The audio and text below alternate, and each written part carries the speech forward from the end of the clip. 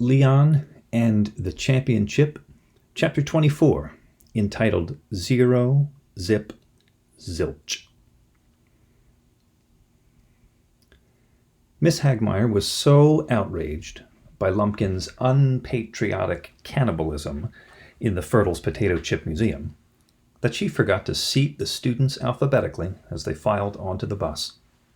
That slip gave Leon, Lily Matisse, and PW a chance to hash out their next move during the ride back to school.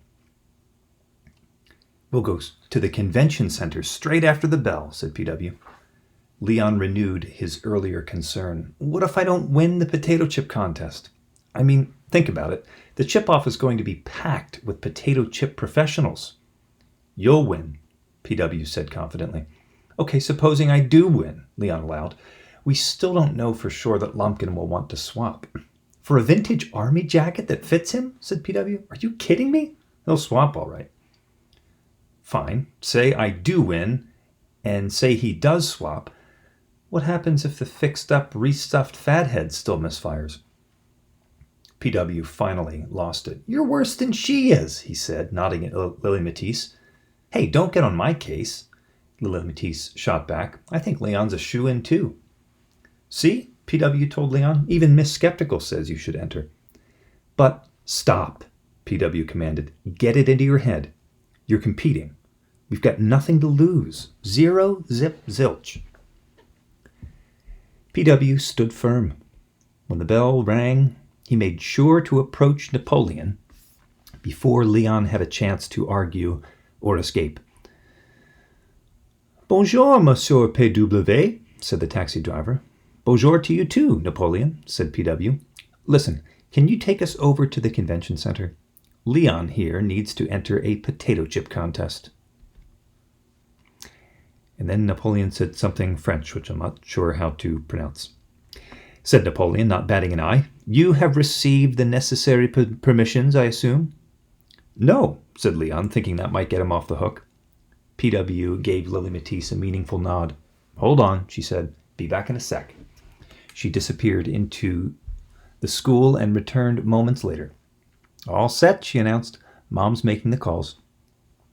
"In that case," said Napoleon, hopping out of his cab to open the door, "my potato cheap chariot is at your service." "You heard him," said PW. At the convention center, Leon trudged in and trudged out while Lily Matisse and PW waited in the cab. "Mission accomplished?" PW asked the reluctant competitor. "Nope." "Why not?" Lily Matisse demanded. "There's a $10 entry fee," said Leon. "I tried to argue, but it's no use, so I guess that's that." "What do you mean, that's that?" said PW. "I thought the whole point of entering the chip-off was to make money, not spend it." "Let's pay the $10, Leon," said Lily Matisse. "We can afford it. Besides," added PW, "competing in a potato chip contest? How cool is that?" "Your friends are correct," said Napoleon. "You must enter." "What's the point?" Leon said. "I'll never win." "Why not?" said PW. "Because it's a sure bet Fertles is competing. We're better off saving our money." A $10 bill suddenly fluttered into Lily Matisse's lap. "Are you sure, Monsieur Napoleon?" Lily Matisse asked politely. "Allez, go on." Lily Matisse handed Leon the money. "You heard Napoleon. Allez." "I'm afraid to ask," said PW when Leon returned the second time. "Mission accomplished," Leon announced unenthusiastically. He held up an envelope. "The official contest guidelines. They're worse than I thought." PW snatched the packet and read through the rules. "Says here the chip-off will be divided into 2 parts. Trivia, which you should know cold, and flavor awareness." "It's a fancy way of saying there's a taste test," Leon said miserably, "which means I'm cooked." Lily Matisse gave him a gentle punch. "Hey, stop sounding so glum." "Why shouldn't I sound glum?" said Leon. "You saw how I did back in the Fertles testing room.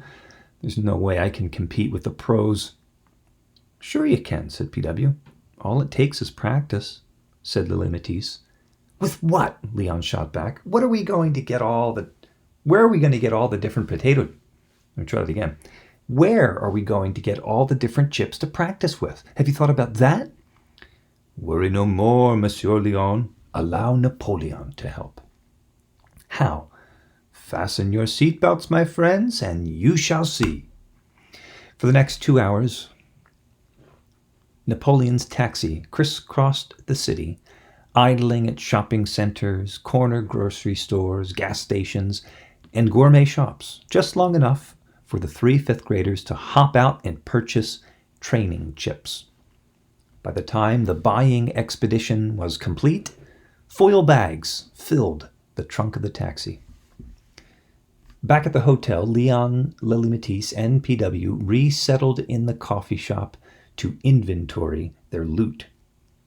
Frau Haffenreffer bustled over to greet her favorite customer and his favorite classmates.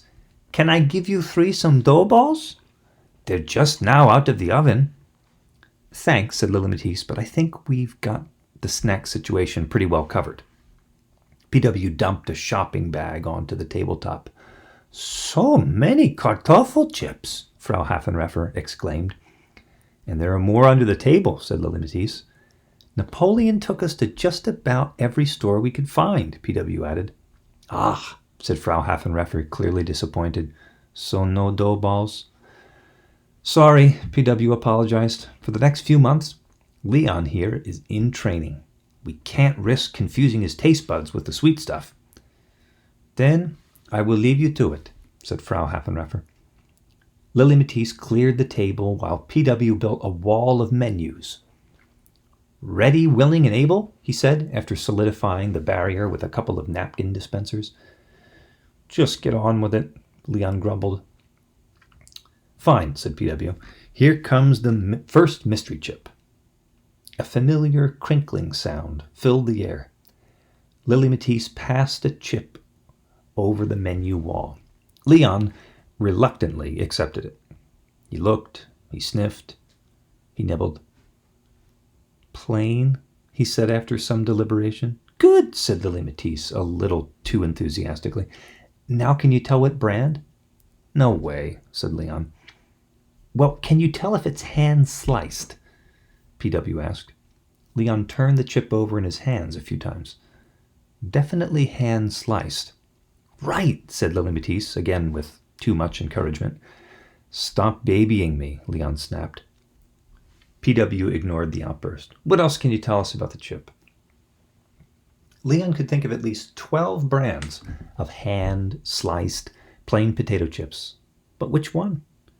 This is impossible, he exclaimed at last, knocking down the menu wall in frustration. At least guess, said PW. I can't, Leon exclaimed. I have no clue. 0, zip, zilch. I'll never be able to ID chips without all that fancy stuff Fertles uses. Forget about Fertles and his stupid Knows-It-All 3000, said Lily Matisse. She's right, said PW. You can't worry about Fertles. Besides, we've got our own Knows-It-All. Oh, yeah, said Leon. Who? Mr. Sparks, PW replied.